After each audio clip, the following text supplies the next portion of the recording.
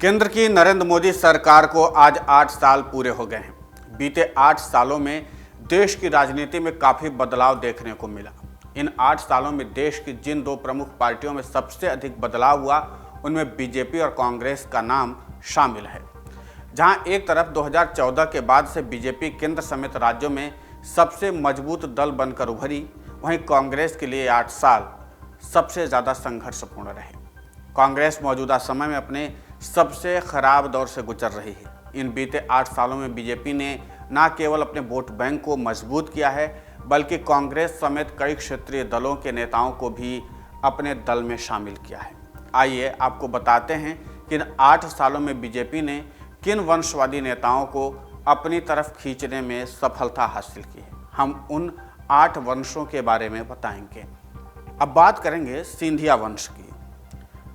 कभी कांग्रेस और राहुल गांधी के सबसे भरोसेमंद साथी ज्योतिरादित्य सिंधिया 2020 में पार्टी से इस्तीफा देकर बीजेपी में शामिल हो गए। ज्योतिरादित्य सिंधिया माधवराव सिंधिया के पुत्र हैं जो कांग्रेस में रहे, लेकिन ज्योतिरादित्य सिंधिया ने कांग्रेस में अपना नाता तोड़ लिया है। बीजेपी का दामन उन्होंने थाम लिया। बता दें कि ज्योतिरादित्य सिंधिया से पहले उनकी दादी विजया राजे सिंधिया भी कांग्रेस छोड़ भाजपा में शामिल हो गई थी। विजया राजे सिंधिया ने अपने राजनीतिक जीवन की शुरुआत कांग्रेस से ही की थी। उन्होंने कांग्रेस के टिकट पर 1997 में गुना से चुनाव भी लड़ा था, लेकिन बाद में वो कांग्रेस से अपना अलग होकर के जनसंघ में शामिल हो गई थी। अब बात आती है दूसरे नंबर पर जाखड़ वंश की। जाखड़ वंश भी गांधी और नेहरू परिवार का सबसे करीबी माना जाता है। अब बात करेंगे पंजाब के पूर्व अध्यक्ष सुनील जाखड़ ने पार्टी से नाराजगी के बाद इस्तीफा दे दिया।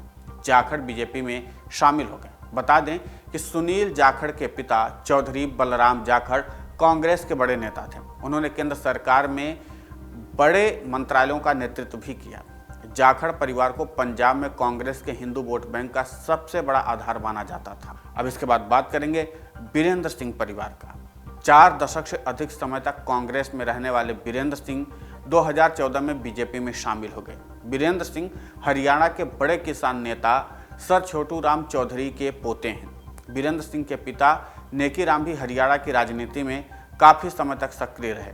कांग्रेस की टिकट पर 2 बार राज्यसभा के सदस्य भी रहे, लेकिन 2014 में बीरेंद्र सिंह ने कांग्रेस से अपना नाता तोड़कर बीजेपी में शामिल हो गए। यही नहीं, कांग्रेस छोड़ने के बाद उन्होंने अपने बेटे की भी बीजेपी में एंट्री करा दी। बता दें कि बीरेंद्र सिंह की पत्नी प्रेमलता उचाना से बीजेपी की विधायक हैं। अब बात करते हैं चौथे नंबर पर अधिकारी परिवार की। पश्चिम बंगाल में राजनीति की धुरी समझे जाने वाले शुभेंदु अधिकारी कभी तृणमूल कांग्रेस छोड़ देंगे, इस बात की कल्पना किसी ने नहीं की थी। लेकिन 2021 में पश्चिम बंगाल विधानसभा चुनाव से पहले शुभेंदु अधिकारी टीएमसी छोड़ करके बीजेपी में शामिल हो गए। इससे पहले शुभेंदु और उनके पिता शिशिर अधिकारी ने अपने राजनीतिक जीवन की शुरुआत कांग्रेस से की थी। शुभेंदु के पिता शिशिर अधिकारी तत्कालीन यूपीए सरकार में मंत्री भी रहे, लेकिन शुभेंदु का कांग्रेस से मोह भंग होने के बाद शुभेंदु टीएमसी में शामिल हो गए। धीरे धीरे वो ममता सरकार में नंबर 2 की हैसियत तक पहुंच गए।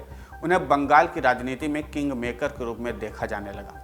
वो ममता सरकार में परिवहन मंत्री भी रहे, लेकिन 2021 में उन्होंने टीएमसी छोड़ बीजेपी में शामिल होने का फैसला किया। वहीं शुभेंदु के छोटे भाई दिव्येंदु अधिकारी 3 बार विधायक चुने गए। बाद में शुभेंदु की खाली पड़ी सीट पर उपचुनाव जीतकर वो संसद पहुंच गए। दिव्येंदु भी अभी टीएमसी का हिस्सा हैं। अब बात करते हैं 5वें नंबर पर बहुगुणा परिवार की।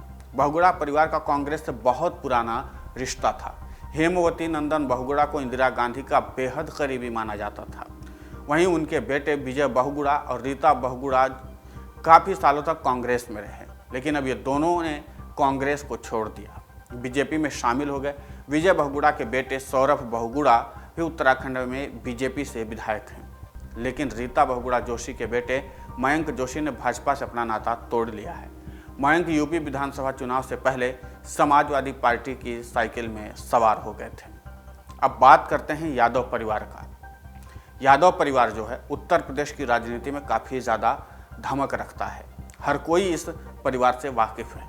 मुलायम सिंह के नेतृत्व में पूरा यादव परिवार एकजुट होकर पार्टी को मजबूत करने में लगा रहता है, लेकिन जैसे ही सपा की कमान अखिलेश यादव के हाथों में आई, यादव परिवार में बिखराव शुरू होने लगा। चाचा शिवपाल यादव ने सपा से अलग होकर अपनी एक अलग पार्टी बना ली। वहीं यूपी चुनाव से पहले यादव परिवार की बहू अपर्णा यादव ने समाजवादी पार्टी से अपना दामन छुड़ाकर बीजेपी को अपना लिया। हालांकि बीजेपी ने चुनाव में अपर्णा को टिकट नहीं दिया, लेकिन बावजूद इसके उन्होंने बीजेपी के झंडे तले ही अपना राजनीतिक करियर आगे बढ़ाने का फैसला किया।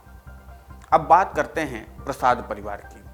2 दशक तक कांग्रेस में रहने के बाद जितिन प्रसाद ने साल 2021 में बीजेपी का दामन थाम लिया।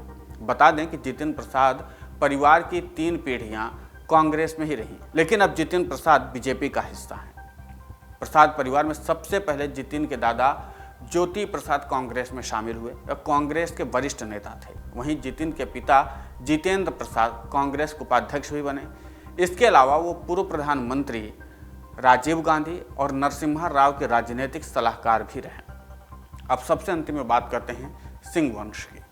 कभी राहुल गांधी की टीम का अहम हिस्सा रहे आरपीएन सिंह जनवरी 2022 में कांग्रेस छोड़कर के बीजेपी में शामिल हो गए।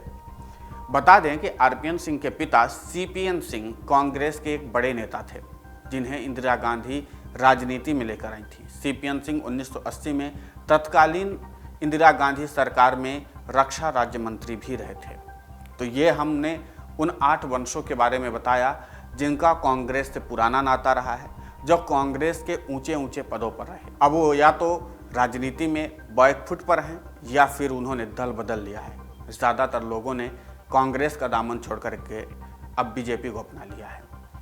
नमस्कार। डाउनलोड करें अमर उजाला ऐप और पाएं खबरें लगातार। अगर आप ये वीडियो YouTube पर देख रहे हैं तो हमारे चैनल को सब्सक्राइब करें और बेल आइकन को दबाना ना भूलें। अगर आप Facebook पर ये वीडियो देख रहे हैं तो हमारे पेज को लाइक करें।